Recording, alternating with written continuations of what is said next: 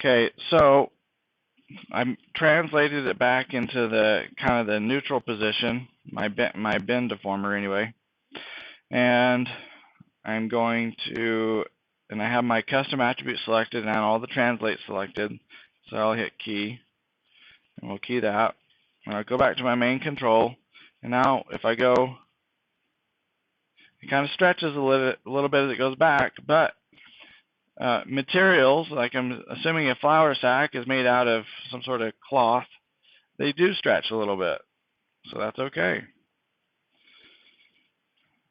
So we'll set my top left corner bend to +10. Then we'll go to the curvature attribute and we'll bend it forward. Maybe as much as we ever think it will need to.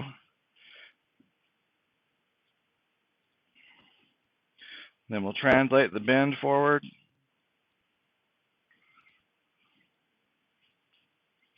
Just a tiny bit. And then we'll key both of those. The translates and then the curvature on the bend. Okay, so now if I go back to my main attribute,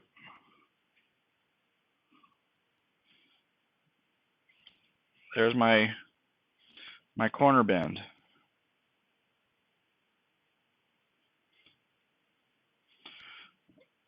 And I think that kind of looks nice. Okay, so we could add another bend deformer in there to make it bend the other direction, or we could rotate it down. So we could go to our bend handle if we wanted to make it, because it needs to be able to bend down too, like it's lowering its arms. So we could just rotate it down so the bend happens when it's down. But I'm not totally sure I like that because it's bending it up here also. So let's not do that. And maybe we need to add another bend deformer. Okay, and again, this is all just exploration.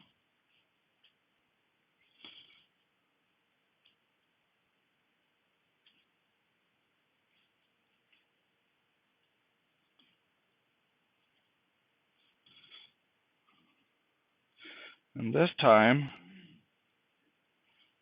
we still don't want any low bound.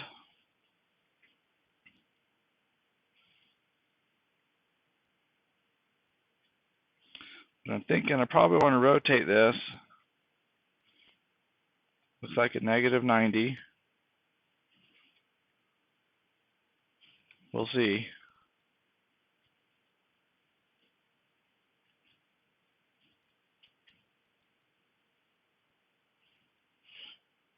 So it's affecting the bottom of the sack, and so I don't want that. So I need to rotate it up a little bit, so it will stop affecting it. And so let's see what I get on the curvature now. Okay, so that's not what I wanted. So let's see what happens if I translate it up. And that's not what I wanted. Okay, so I'm not really liking how it bends down.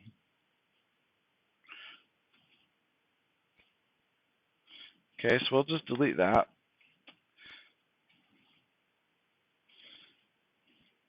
And we may have to go explore with, you know, my initial thought is with bones. But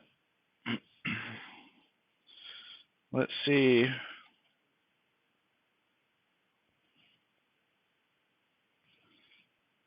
Maybe there's one more deformer that I haven't even showed you guys yet that we could try. It's kind of a complicated one. My mouse just stopped working. Oh, there it goes.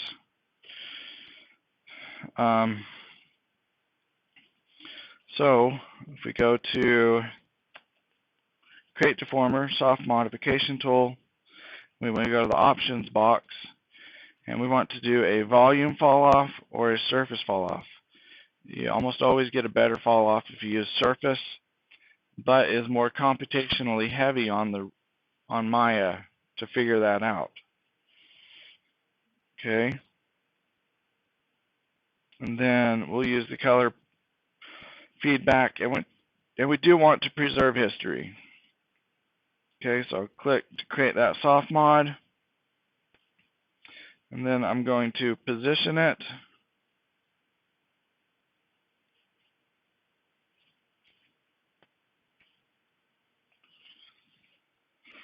And so these soft mods, while they're really powerful, but they are also can be really tricky to handle. So I'm going to set my bend to 0 so I can be looking just at the soft mod.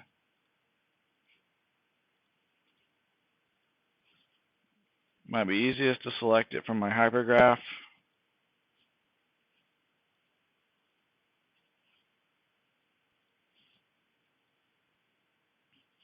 And if I press T on my keyboard, it'll bring back that manipulator that's specific to the soft mod.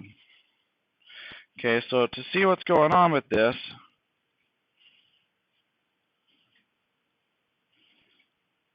this is the area in which it's affected.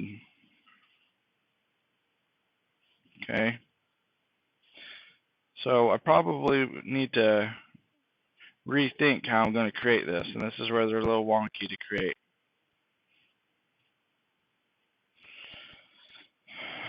So I'm just going to delete this one,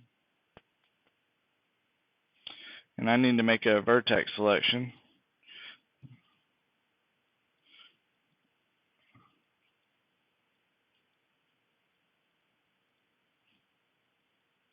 I'm going to grow that selection.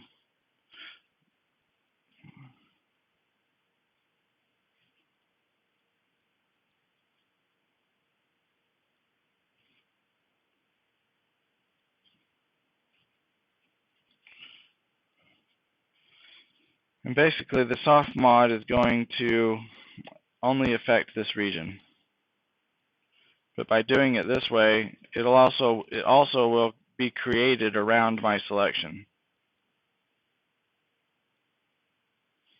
rather than at the center of the geometry. Okay, so I think I got my selection how I want it. So go back to the Create Deformer soft mod. Okay, so there it is.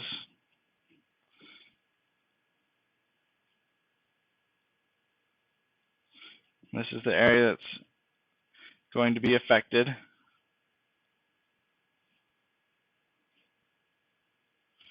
And you can grab this red handle and like expand it and make it bigger.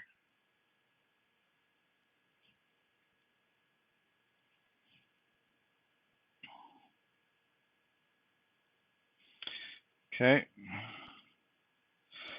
Now, if you click on this little dial looking thing, let's see what this looks like if we were to rotate it.